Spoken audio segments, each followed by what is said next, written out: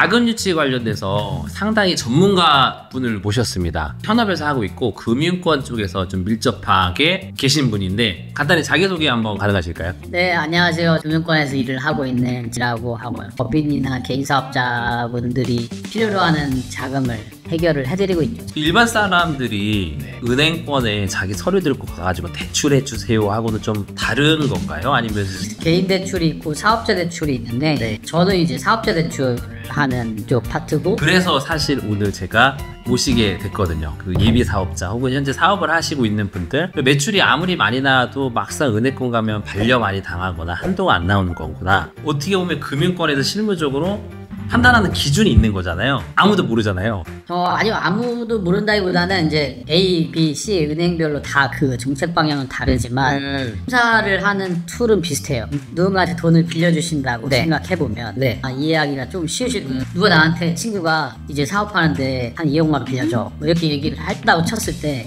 일단은 뭐 할 건데, 무슨 비즈니스인데 너 뭐 하는데 이거를 먼저 물어보실 거고, 그냥 내가 너한테 돈 2억을 주는 거는 좀 불안할 수 있으니까 그럼 좀 더 큰 금액을 얘기해보 20억을 주겠다.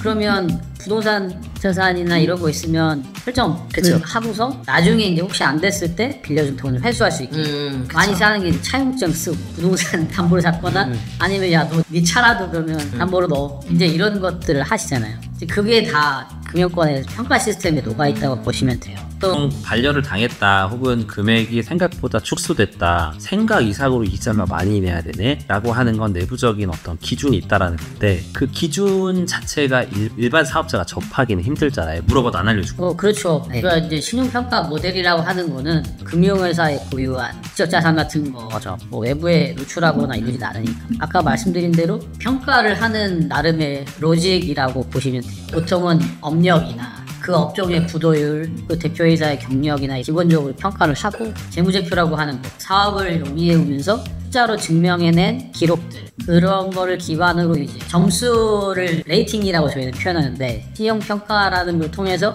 레이팅을 산출하죠. 그래서 이제 많이 들어보셨을 거예요. 뭐 AA, 뭐 트리플 B, B 뭐 이런 알파벳 용어로 되어 있는 국가신용등급. 그래서 이제 그런 레이팅을 산출을 보통은 합니다. 근데 이제 그게 다 평가 모델을 녹여서 통하기 쉽게 표현하는 레터예요. 그러면은 많은 분들이 궁금해 하실 부분이 어떻게 하면 대출을 잘 받을 수 있을까요? 사업자가 대출을 잘 받기 위해서 뭐가 중요할까요?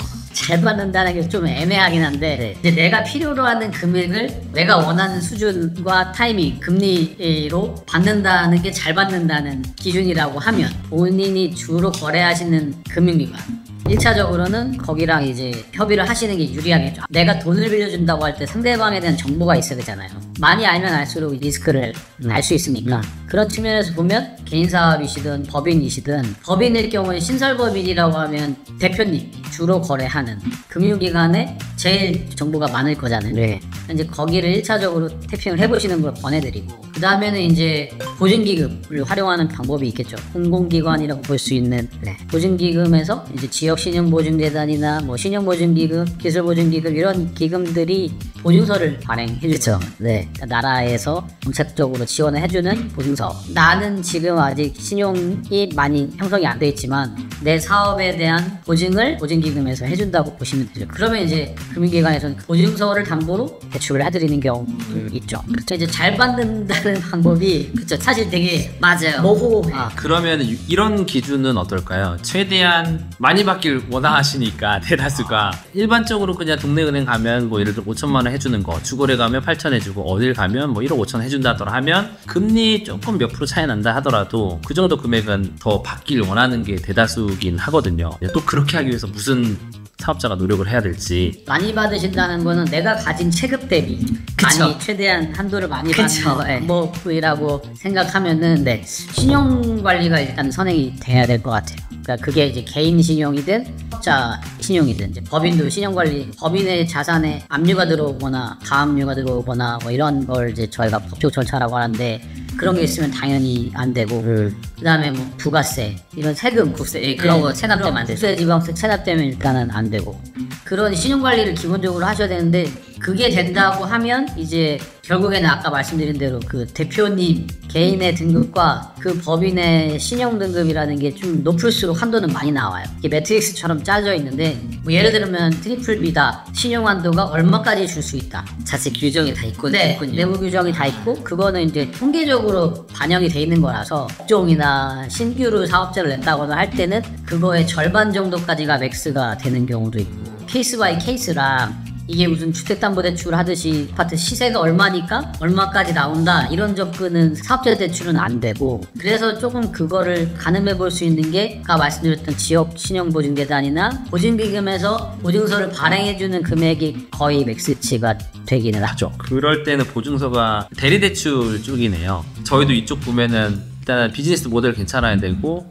가점을 받을 수 있는 그러니까 보증서를 잘 받기 위해서요. 특허, 연구소, 벤처 인증 이런 거 있어야 되고 또 말씀하신 부분도 또 다 챙겨야지 보증재단 혹은 신보, 기보 같은 데서도 다 종합적으로 해서 이걸 발행을 해주잖아요. 그냥 단순히 막 도소매나 쉽게 이제 진입장벽이 없는 이런 업종은 크게 뭔가 많이 한도가 나오기는 어렵고 그렇다고 해서 갑자기 막 엄청난 하이테크 요즘에 무슨 AI 기술로 뭐 하는 회사라고 해서 무조건 한도가 많이 나오는 건 또 아니고 기본 전제는 신설된 법인이나 스타트업 같은 경우는 전통금융이라고 하는 데서 대출이 많이 나가긴 사실상 어려워요. 그래서 이제 스타트업들은 보통 이제 VC나 AC라고 하는 그런 쪽에서 투자를 많이 받으시는 거고 어느 정도 사이즈가 되면은 1금융이라고 하는 기존 금융권이랑 쌓아 나가죠. 그것도 역시 질문 주시거나 케이스 바이 케이스로 하면 조금씩 더 디테일하게 해당되는 내용을 말씀드릴 수는 있고